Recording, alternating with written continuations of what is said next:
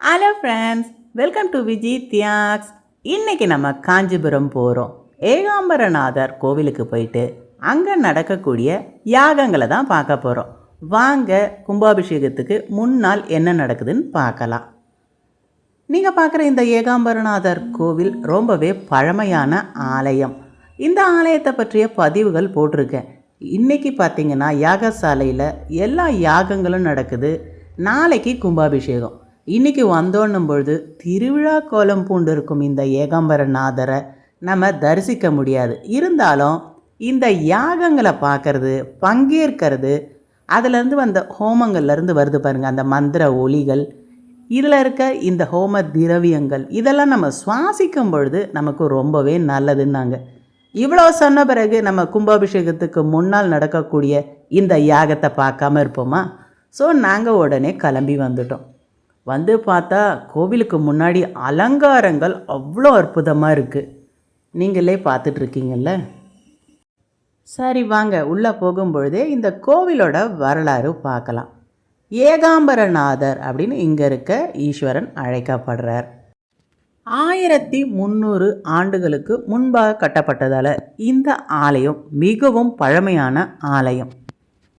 பல்லவர்கள் காலம் தொட்டு அடுத்தது நாயக்கர்கள் காலம் வரை தொடர்ந்து பார்த்திங்கன்னா பலரும் இங்கே திருப்பணிகள் செய்திருக்காங்க ஆட்சியாளர்கள். தெற்கு வாயிலில் பார்த்திங்கன்னா ஒரு பெரிய ராஜகோபுரம் ஒன்று இருக்குது. நீங்கள் வரும்போது பார்த்துருப்பீங்க.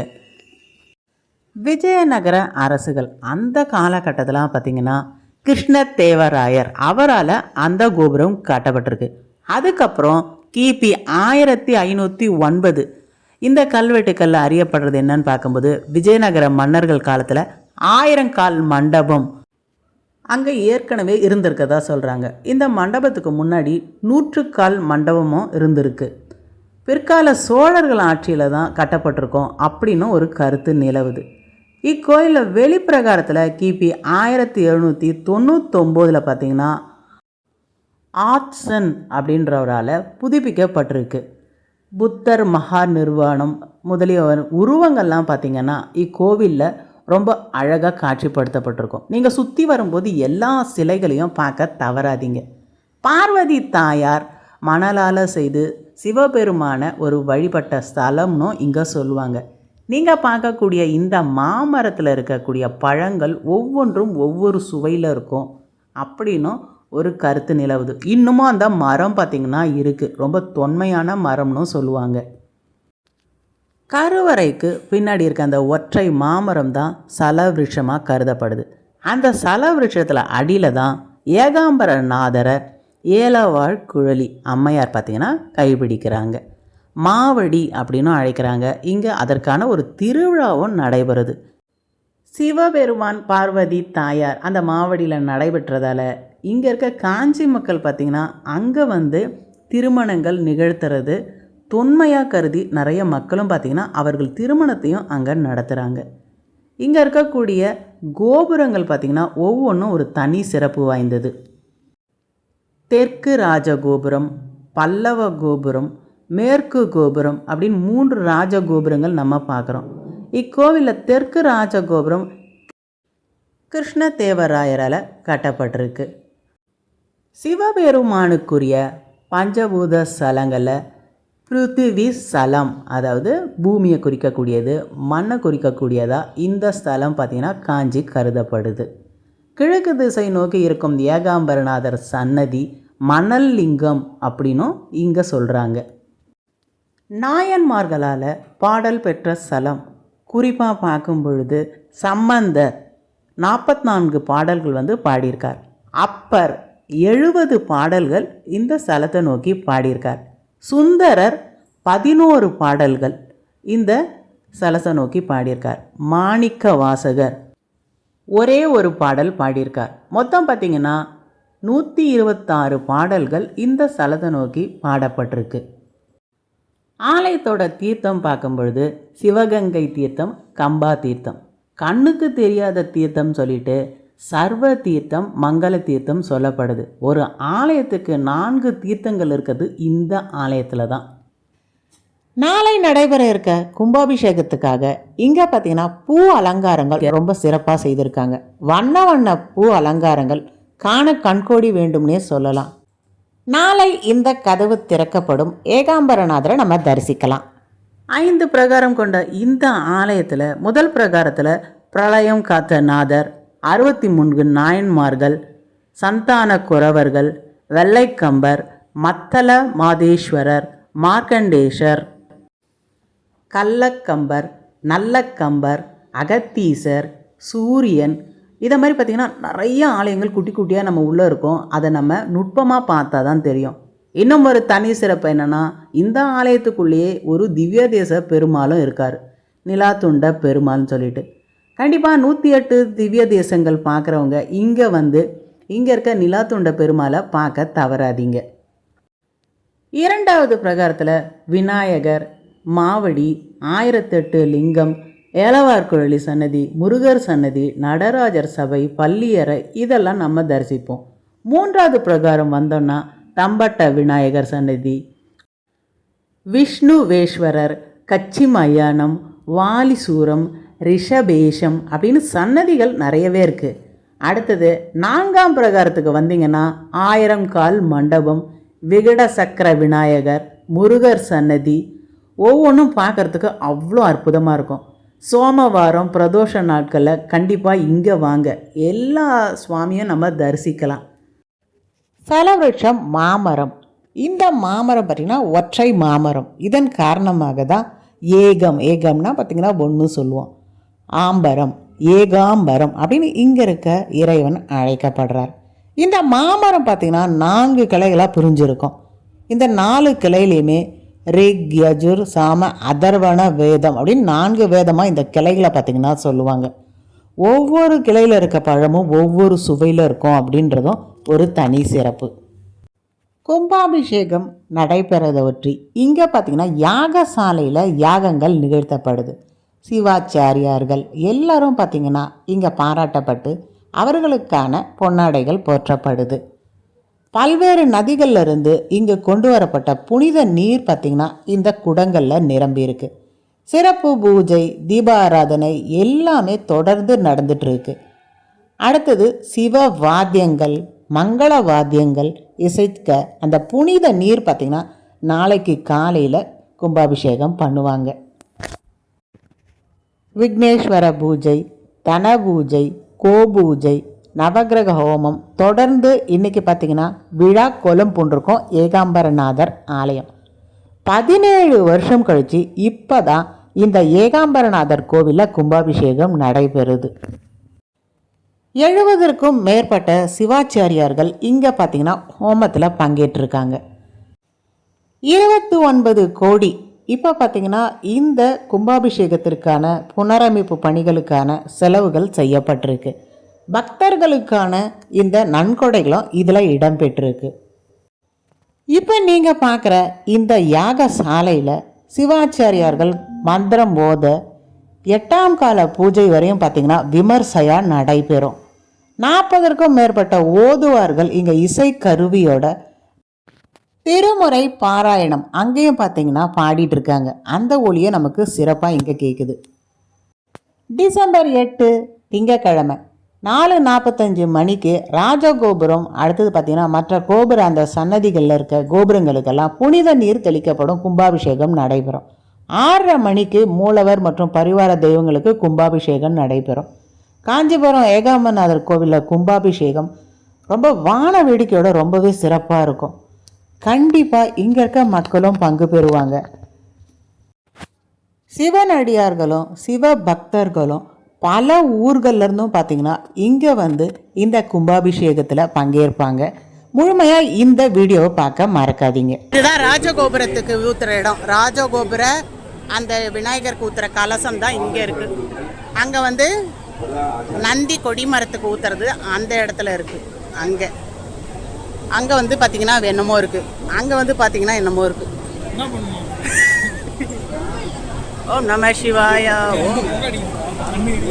ஓம் நம சிவாய, ஓம் நம சிவாய. ஓம் நம சிவாய ஓம் நம சிவாய आचार्याः तत्स्थानेषु उपविश्य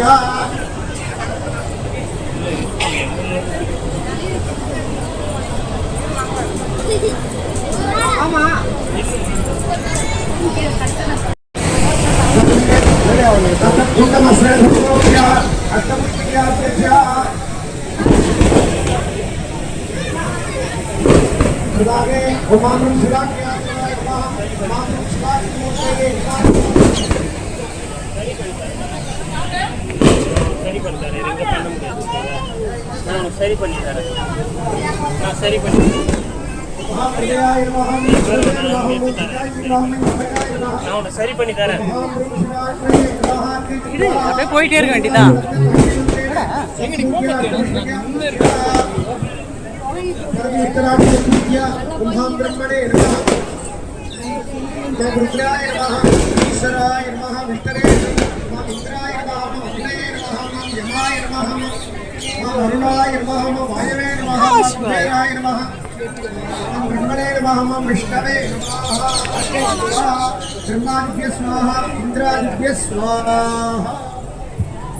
सर्वं निरीक्षणात् क्रतु संस्कारैः संस्कृत्य ओम अहं शची सक्तदे नमः ओम अहं श्रवणमुद्रया प्रति कुर्यात् ஓம் நம சிவாய ஓம் நம சிவாய ஓம் நம சிவாய ஓம் நம சிவாய ஓம் நம சிவாய ஓம் நம சிவாய ஓம் நம சிவாய ஓம் நம சிவாய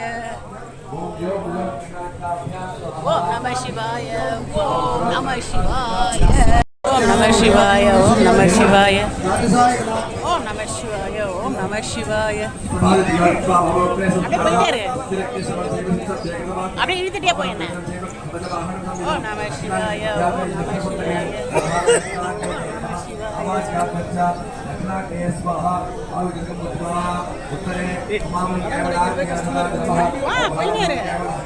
இழுத்துட்டு போயிட்டே இரு, நான் வந்து நேரம்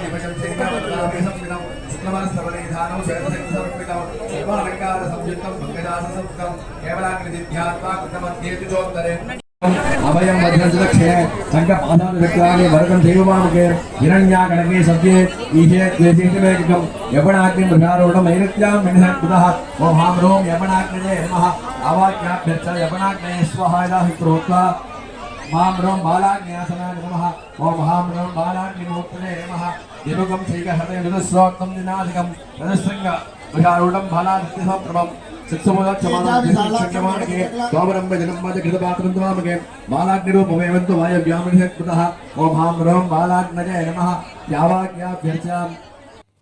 ஏகாம்பரநாதர் ஆலயத்தில் 1000 கால் மண்டபம் 12 ஆண்டுகளாக பார்த்தீங்கன்னா செயல்படாமல் இருந்திருக்கு. இப்போ புனரமைப்பு பணிகள் நடந்து அந்த மண்டபம் நல்லா பார்த்தீங்கன்னா மக்களுக்காக திறந்து விட போகிறாங்க டிசம்பர் 8.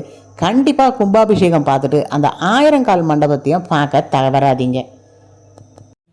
டிசம்பர் 8 காலையில் 5:45 6:30 மணிக்கு இந்த கும்பாபிஷேக பணிகள் நடைபெறுது.